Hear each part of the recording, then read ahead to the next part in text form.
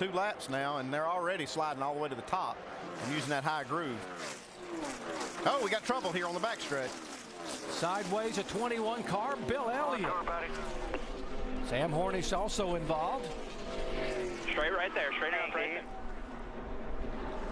I don't know how much damage Bill has. It's unfortunate because he had a good car in practice yesterday. He had one of the better cars in that practice. I was talking to guys in the garage this morning, and they said that Bill had a really good car. See, the right front tire's flat. Right. Like something else must be wrong. Down 5. You can see what happened here coming off the corner.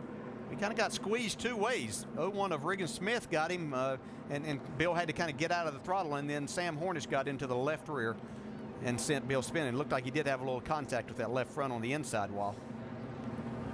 This is a problem that you face all the time here.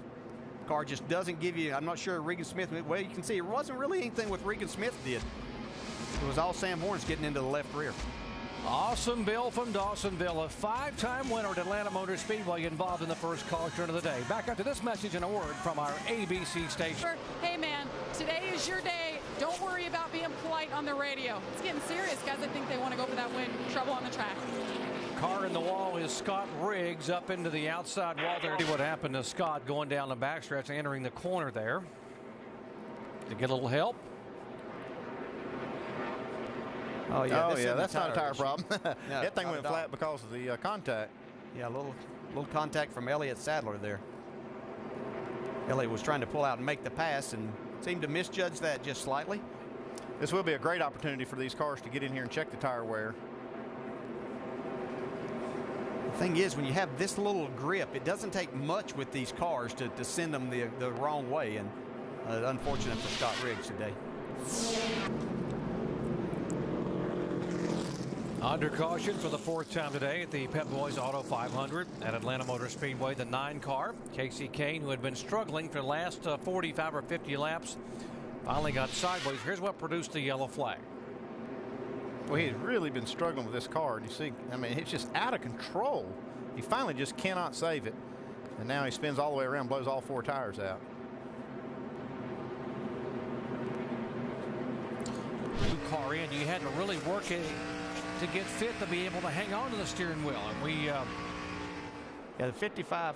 Caution on the racetrack, the 55 car again, and this time the right side of the car, part of it sheared away where the tire just let go after contact.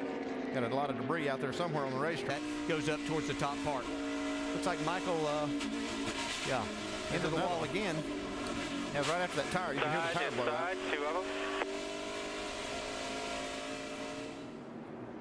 Here he's coming down the backstretch after that contact with the wall, and the tire just explodes. So, yeah, I'd say there's debris.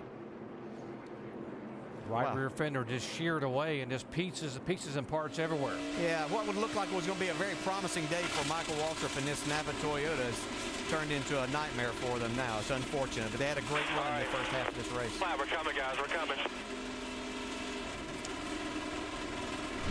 That brings out the... It doesn't have a lot to lose. Winning the race could be big to him. He's not in the chase. He's really not a big threat for points, so he could take that gamble. It's the only way he could probably beat the 17 and the 11. And all the strategy will go away because of the spin there. Great. We didn't hit anything. Now the caution's out. Caution flag now for the 7th time today here in the Pep Boys. Looks like another right rear tire going down, maybe on Michael Waltrip's car. He's really struggled with that thing today. It looks like it's up now. Looks like he maybe just lost it. Yeah, just got loose down the bottom. They've had to literally put almost a whole right rear quarter panel on that thing. This will give the 31 car, Jeff Burton, the free pass to get back on the lead lap. To get up and get going. Here we go, 23 to go. Hamlin under attack, and he will take the green flag. He slipped those rear tires just a little bit on that initial go. That allowed Matt Kenseth to stay right with him. Man, Hamlin's car is really good through that first corner. Looks like he can almost hold it wide open once he gets into high gear and running through that corner. We see Carl trying to duck down and take the 2nd spot away from Matt Kenseth. Oh yeah, here we go. Carl says it's my turn. I'm going to go after him myself here. Okay. Oh, we got another crash. Big crash. The 42 involved. 41 Sorensen. Oh, and Jeff Burton. Jeff Burton. Joe Nemechek gets in it towards the end.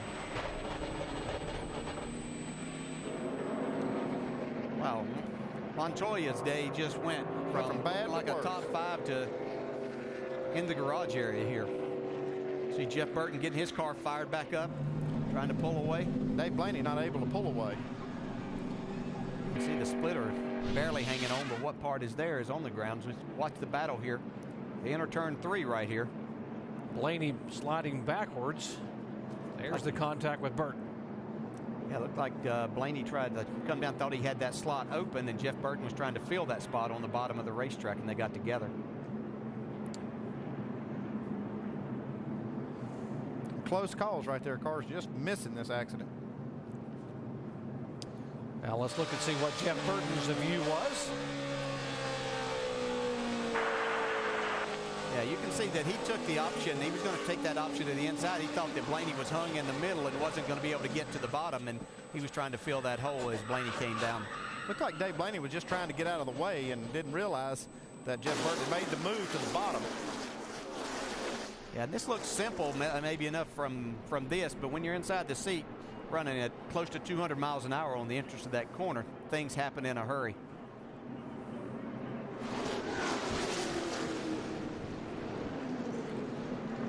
We'd gone a little over 300 laps and not really had a significant accident here today, or at least nothing with more than one car involved, and all of a sudden get a lot of them torn up.